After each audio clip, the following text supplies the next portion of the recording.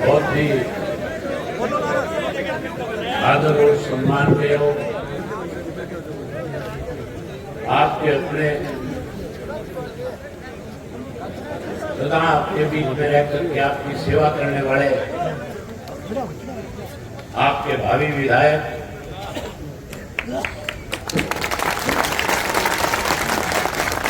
श्री बलवान पूनिया जी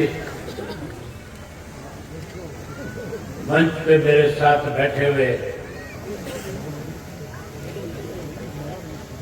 मंच आसीन सभी नेतागण, आज इस विजयी सभा में आए हुए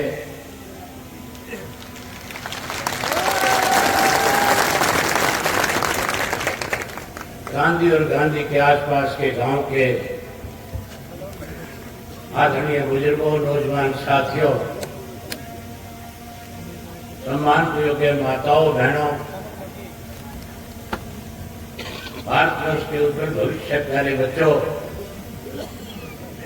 पत्रकार छायाकार दोस्तों,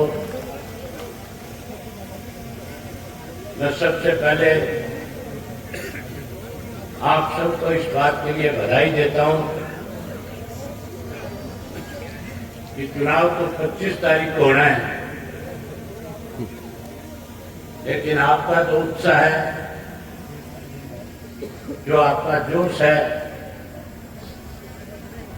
जो आपका भगवान जी के प्रति स्नेह है, प्यार है, और जो मौजूदा प्रशासन के खिलाफ आपके मन में गुस्सा है, आज आपने इतनी बड़ी संख्या में इकट्ठा होकर के जो अपने प्रिय साथी को, जो आज आप आशीर्वाद देने आए हो, जो विश्वास आप देने आए हो, मैं इस मंच से ये कह सकता हूं कि इस भादरा की सीट से बलवान पूनिया को जीतने से कोई रोक नहीं सकता।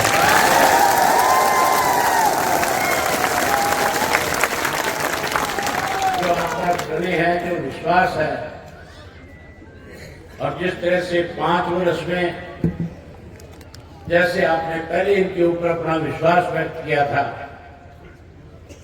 और उस 5 वर्ष में न केवल भादरा विधानसभा क्षेत्र की बात विधानसभा में रखी, यहाँ लोगों की क्या कठिनाई थी, क्या दिक्कत थी, किन हालात से लोग गुजरते थे, कितनी बुरी हालत सड़कों की हुआ करती थी, पीने के पानी और खेत के पानी की दिक्कत और किल्लत हुआ करती थी, जहां आपकी आवाज को बुलंद विधानसभा में किया,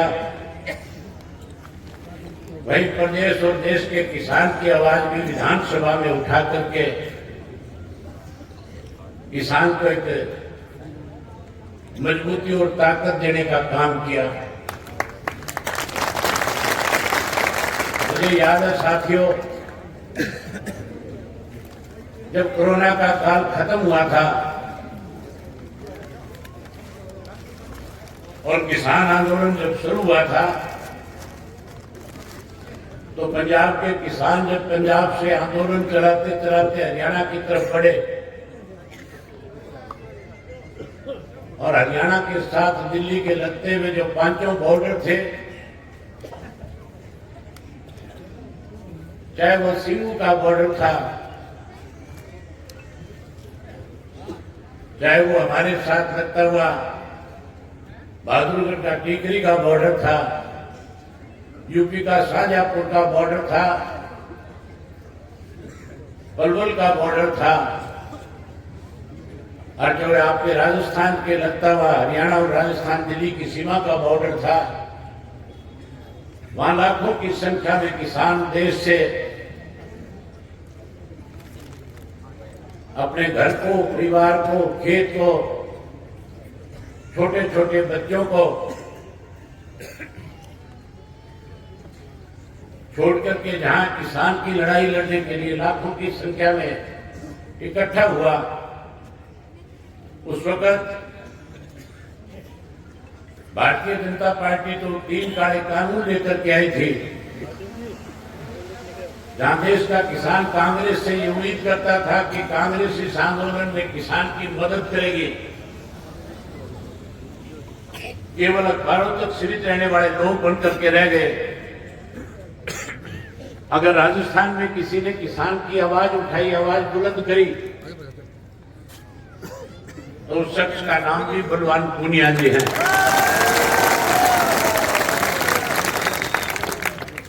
हरियाणा में अगर उस आंदोलन को सबसे ज्यादा ताकत देने का काम किया,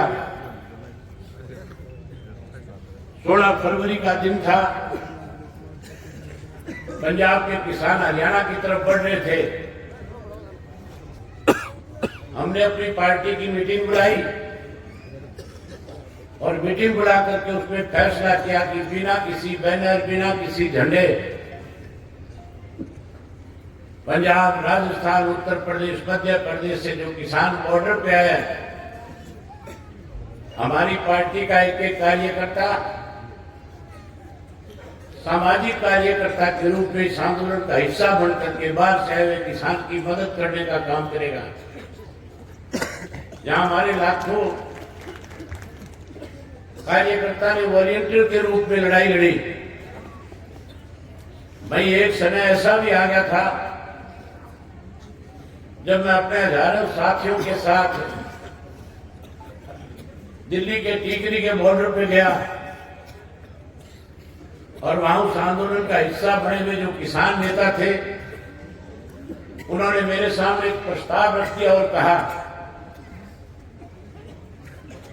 कि अगर आज चौधरी देवीलाल हमारे बीच में होते तो आज इस आंदोलन की रूपरेखा अलग होती। वो आज कोई बड़ा निर्णय करके इस आंदोलन को और मजबूत कर देते। मैंने उन्हें उसी वक्त विश्वास और भरोसा दिलाया कि जाएंगे नेशनल लोकदल पार्टी का एक एक कार्यकर्ता आपके बीच में रह करके इस आंदोलन को ताकत दे रहा है, वहीं आप निश्चिंत रहो, ये आंदोलन मजबूत हो, किसान के साथ न्याय हो, काले कानून खत्म हो।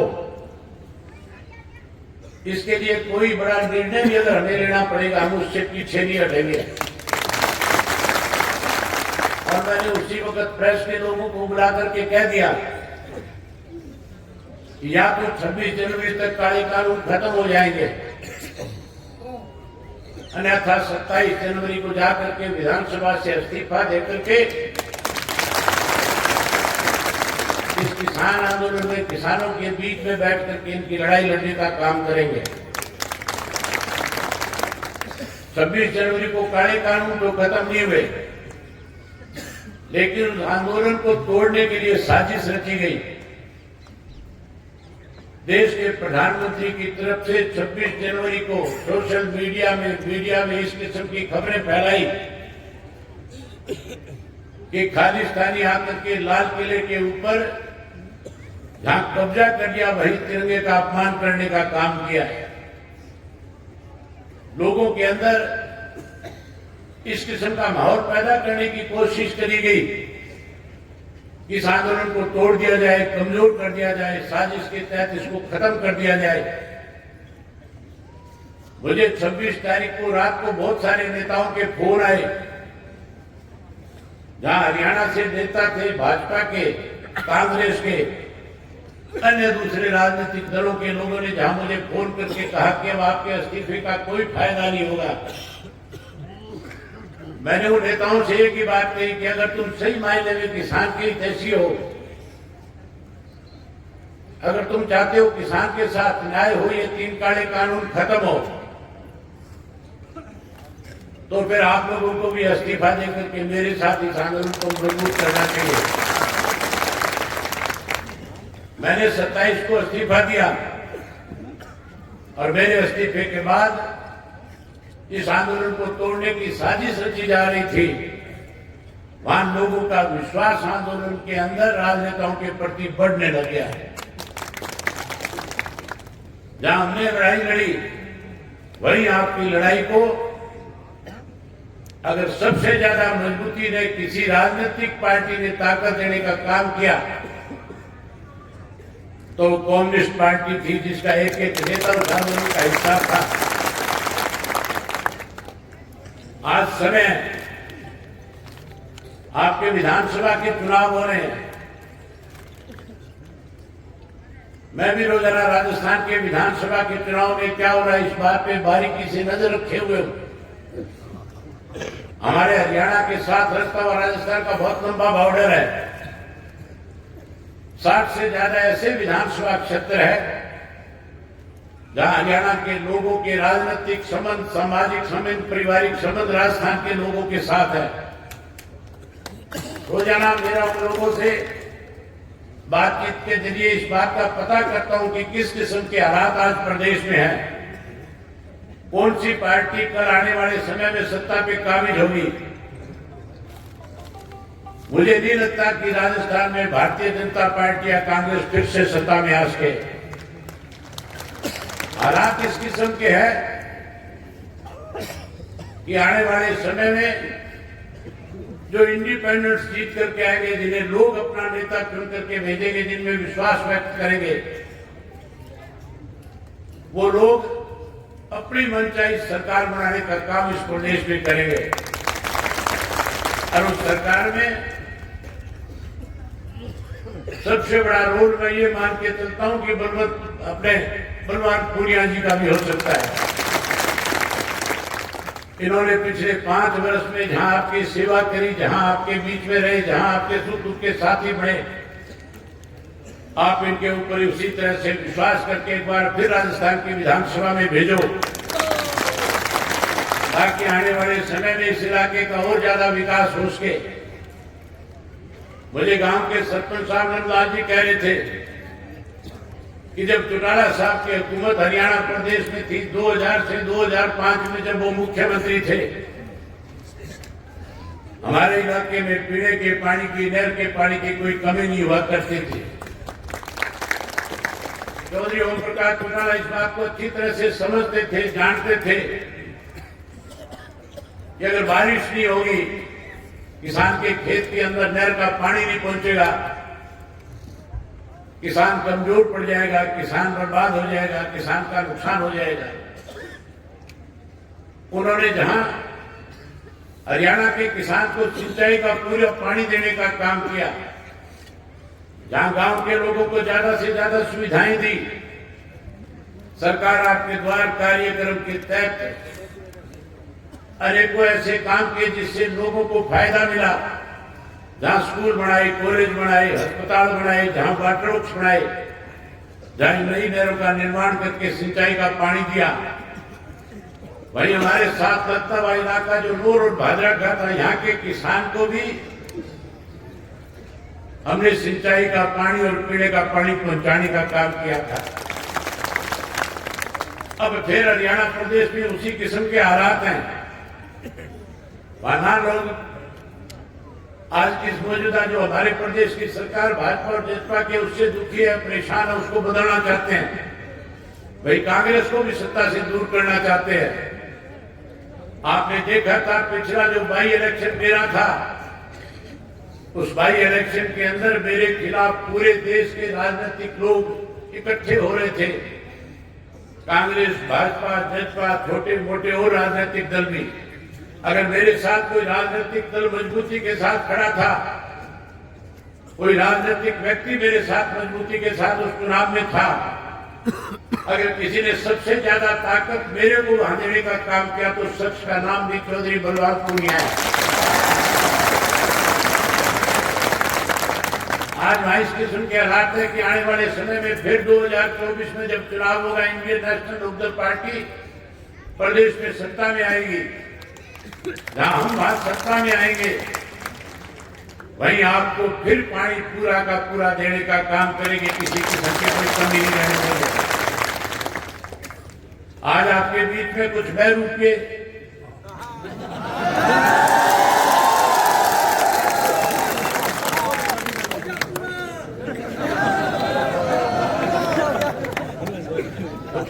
के आए हुए हैं। वेश बदल करके आए हैं। मैंने उनके भी भाषण सुने थे। बड़ी हैरानी की बात है, कहते हैं 25 तारीख को बात देख लेंगे। मुझे लगता नहीं। मैं तो भगवान जी से भी कह रहा था कि आप उनका नाम मत लिया करो।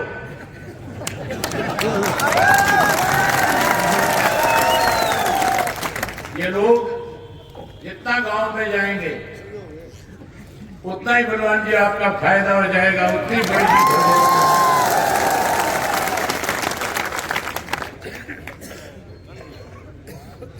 यहां पे तो तुम देख लेना, मेरे यहां तो बड़े नहीं सकते। पड़ोस में रहते हो, आपने देखा होगा, रिश्तेदारों से सुना भी होगा। मैंने बहुत समय से पहले ऐसे लोगों का इलाज करके छोड़ दिया।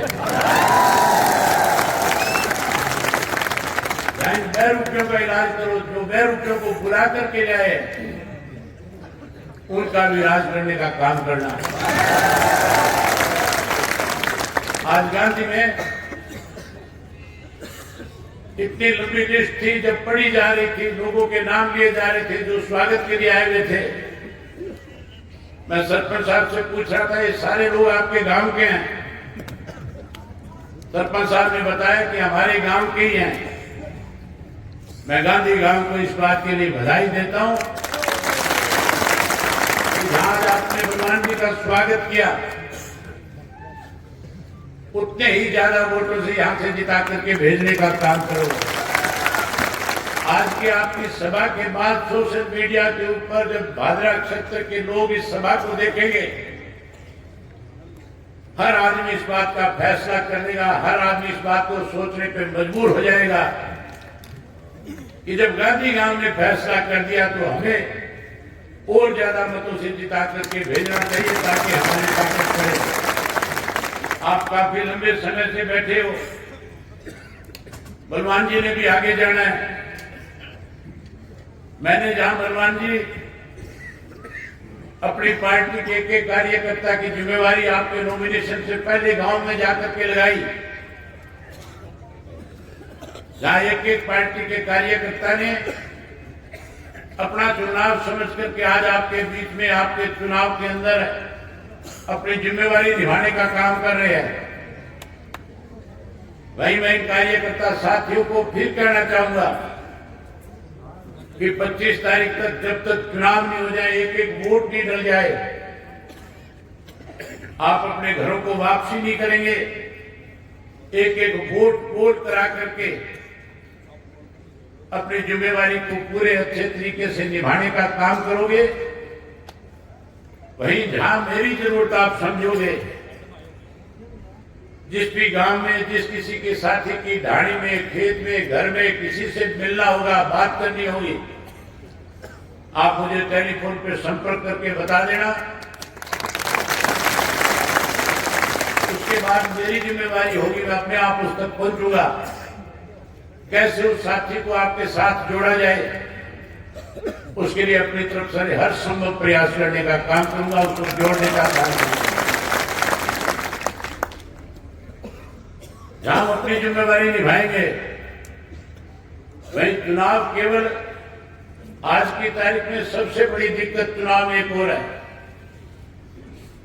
पहले तो चुनाव में लोग वोट डाल करके चुनाव को जिताने का और ताकत देने का काम करते हैं। आज साधनों की गिनती भी होती है। आज लोग ये दिखावा भी करते हैं किसके कितने साधन घूम रहे हैं। साधनों की कमी ना पड़ जाए, किसी किस्म की चुनाव में दिक्कत ना आए। परमात्मा ने आपको सब कुछ दे रखा है, आपके कार्यकर्ता दिन रात आपकी मदद में लगे हुए हैं,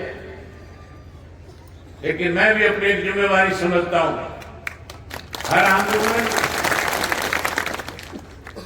बिना सबके सहयोग के बिना नहीं लड़ा जा सकता। इसी तरह से हर इलेक्शन भी आदमी अपने बलबूते पर अकेला नहीं लड़ सकता। हर तरह की जरूरत होती है। जहां मेरी पार्टी का एक एक कार्यकर्ता आपके लिए दिन रात एक करेगा, वहीं में आपके चुनाव में किसी किस्म की कमी ना आए। अपनी तरफ से एक छोटी सी राशि 5 लाख रुपए देकर के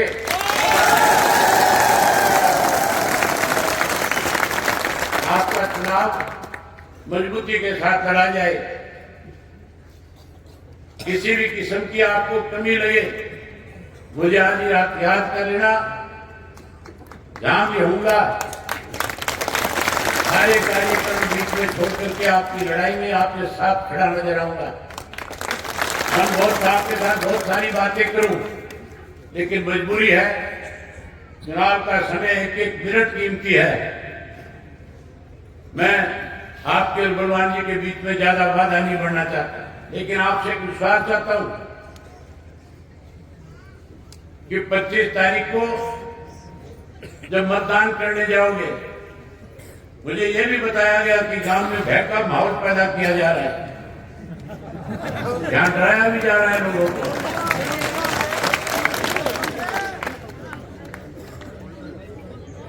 अब कोई किसी से हमने कर्जा थोड़ा ही ले रखा है जो किसी से डरेंगे दबेंगे। अब ना डरने की जरूरत है, ना दबड़े की जरूरत है। हमें बाबा साहब अम्बेडकर ने वोट का अधिकार दिया है और हम अपने वोट के अधिकार से सत्ता बनाना भी जानते हैं और सत्ता पलटना भी जानते हैं। जो लोग डराने की कोशिश करते हैं, 25 तारीख को इतना बड़ा मतदान करो कि नतीजा आने के बाद डराने वाले गांव छोड़ करके चले जाए।